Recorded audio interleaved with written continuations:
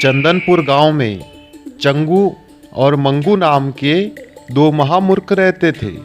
पूरा गांव चंगू और मंगू की मूर्खता पर सदैव हंसते रहते थे।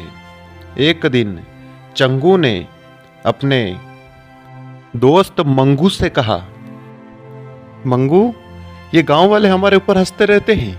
मुझे लगता है कि हमें कुछ चतुरतापूर्ण कार्य करना होगा। हाँ भाई चंगू, बात तो तुम ठीक कह रहे हो, पर हम चतुरतापूर्ण कार्य क्या करें ऐसा? मुझे तो कुछ समझ में नहीं आ रहा। तू बता क्या करना होगा? वो तू मेरे ऊपर छोड़ दे, वो मैं सब देख लूंगा। तू चल मेरे साथ और देख मेरी चतुरता। चंगू और मंगू इस तरह बातें करते हुए वहां से निकल पड़ते हैं और फिर सेठ लालचंद के वहां पहुंच जाते हैं और सेठ लालचंद के वहां जाकर के दोनों खड़े हो जाते हैं। अरे चंगू मंगू, आज तुम दोनों मेरी दुकान की तरफ क्यों आए हो? बताने का कष्ट करोगे? सेठ जी, आप इतना कह रहे हो तो ठीक है, मैं बताता हूँ।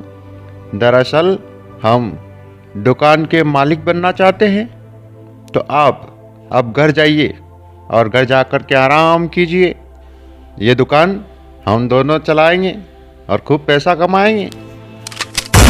चंगू मंगू की ऐसी बातों को सुनकर के सेठ लालचंद बड़ा ही विस्मित हो गया और फिर मन ही मन में सोचने लगा,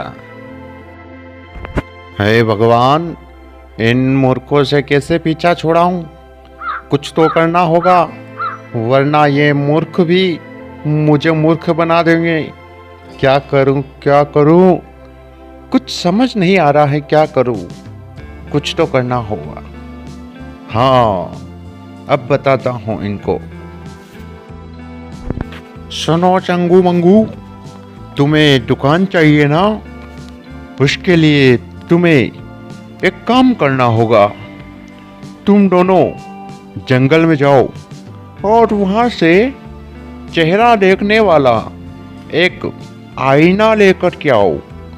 फिर मैं तुम्हें ये दुकान दे दूंगा। बोलो मंजूर है? सेठ जी, वैसे तो हम किसी का काम नहीं करते हैं, पर फिर भी ठीक है, आप हमारे अपने वाले हो तो हम आपका काम ज़रूर करेंगे। हम आपको जंगल से आईना ला करके ज़रूर देंगे, पर याद रहे, फिर हम ये दुकान आपको नहीं देंगे।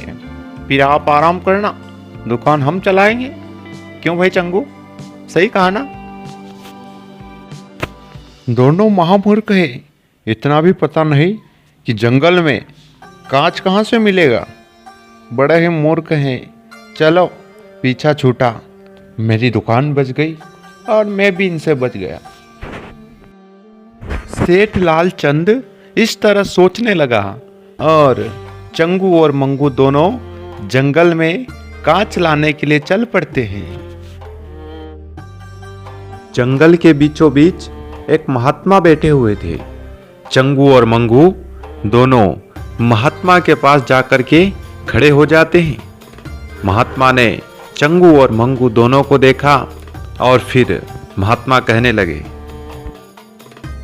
तुम दोनों कौन हो और इस जंगल में क्या कर रहे हो? कहां से आए हो तुम? अपना नाम बताओ। महात्मा जी, हम चंदनपुर गांव से आए हैं और चंदनपुर गांव से हमें भेजा गया है इस जंगल से आईना लाने के लिए। वहाँ एक सेठ रहते हैं, उन्हीं ने हमें भेजा है। मेरा नाम चंदू है और ये मंगू है। चंदू से सारी बात को जानकर के महात्मा मन ही मन सोचने लग जाते हैं, लगता है कि इन दोनों के पास में बुद्धि की बहुत कमी है, इसीलिए गांव वाले इन दोनों को बेवकूफ़ बना देते हैं। मुझे इनकी मदद करनी चाहिए। सुनो चंगू मंगू, तुम दोनों यहाँ से थोड़ा सा आगे जाओ और वहाँ पर तुम्हें एक गुफा के पास एक चुड़ैल मिलेगी। उस चुड़ैल से मेरे बारे में बता देना कि तुम्हें मैंने भेजा है, और उसके सामने अपनी इच्छा बताना। तुम दोनों जो भी चाहते हो वो उस चुड़ैल को बता देना, वो तुम्हारी इच्छा जरूर पूरी करेगी। अब तुम जाओ यहाँ से। चंगू मंगू चुड़ैल की बात सुन करके डर जाते हैं। फिर महात्मा के कहने पर चंगू मंगू वहाँ से निकल पड़ते हैं और उस चुड़ैल के पास चले जाते हैं। चंगू और मंगू दोनों चुड़ैल की उस गुफा के पास जाकर खड़े हो जाते हैं और फिर चंगू चुड़ैल से कहता है, चुड़ैल दीदी, हमें उन महात्मा ने आपके पास भेजा है और उन्होंने हमसे कहा है कि तुम मन चाहा वरदान देती हो, तो हमें भी एक एक वरदान दे दो, हमारी भी इच्छा है। अच्छा अच्छा, ठीक है, तुम्हें उन साधु महाराज ने भेजा है, वो तो मेरे गुरु हैं। ठीक है, मैं मनचाहा वरदान दे सकती हूँ। तुम दोनों को एक एक वरदान दूंगी, जो भी तुम्हारी इच्छा हो वो तुम मुझसे मांग लो। चुड़ैल की बातों को सुनकर के चंगू मंगू बड़े खुश हो गए और फिर मंगू कहता है चुड़ैल से, चुड़ैल दीदी, मुझे तो बहुत सारा धन चाहिए, मेरे पास धन नहीं है और मैं बड़ा कंगाल हूँ, तो आप तो ऐसा करिए कि मुझे बहुत सारा धन दे दीजिए, इसके अलावा मुझे कुछ नहीं चाहिए, मेरी तो यही इच्छा है। मंगू की इच्छा जान करके चुड़ैल ने मंगू को बहुत सारा धन दे दिया और फिर चुड़ैल कहती हैं, तुम ये धन लेकर के यहाँ से चले जाओ, और मंगू, तुम्हारी इच्छा क्या है मुझे बताओ, मैं तुम्हारी भी इच्छा पूरी करूँगी। चुड़ैल दीदी, मेरे पास बुद्धि ही बहुत कमी है और सारे लोग गांव के मुझे मूर्ख कहते हैं और हमारी हंसी भी उड़ाते हैं, तो मैं चाहता हूं कि आप मुझे बुद्धिमान बना दे, मुझे बुद्धि दे दे, ताकि लोग मेरी हंसी ना उड़ाए। ठीक है, मैं तुम्हें बुद्धिमान बना देती हूँ। आज के बाद कोई तुम्हारे ऊपर नहीं हंसेगा। जाओ, आज से तुम बुद्धिमान हो जाओगे। चुड़ैल ने इतना कहा और उसके बाद में चंगू को बुद्धिमान बना दिया।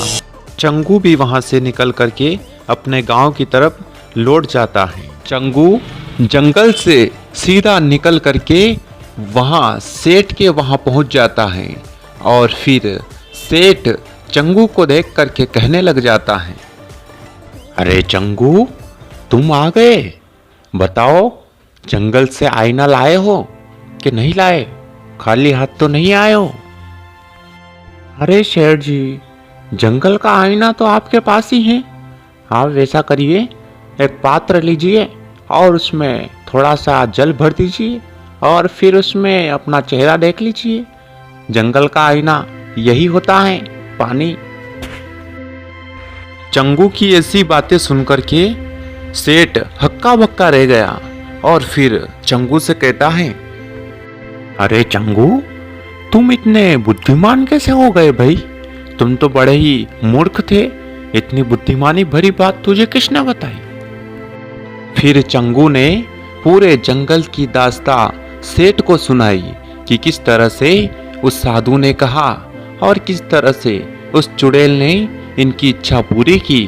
पूरी कहानी जानने के बाद सेठ बड़ा खुश हुआ और चंगू से कहता है, चंगू, मैं बड़ा खुश हूँ ये जान करके कि तुम बुद्धिमान हो गए हो।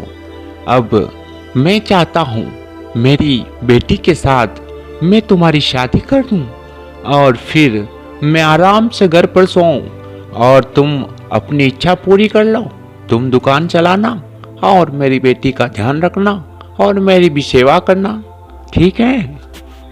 उसके बाद सेठ ने अपनी बेटी का विवाह चंगू के साथ कर दिया और चंगू खुशी से दुकान चलाने लगा और फिर आनंद से अपना जीवन यापन करने लगा।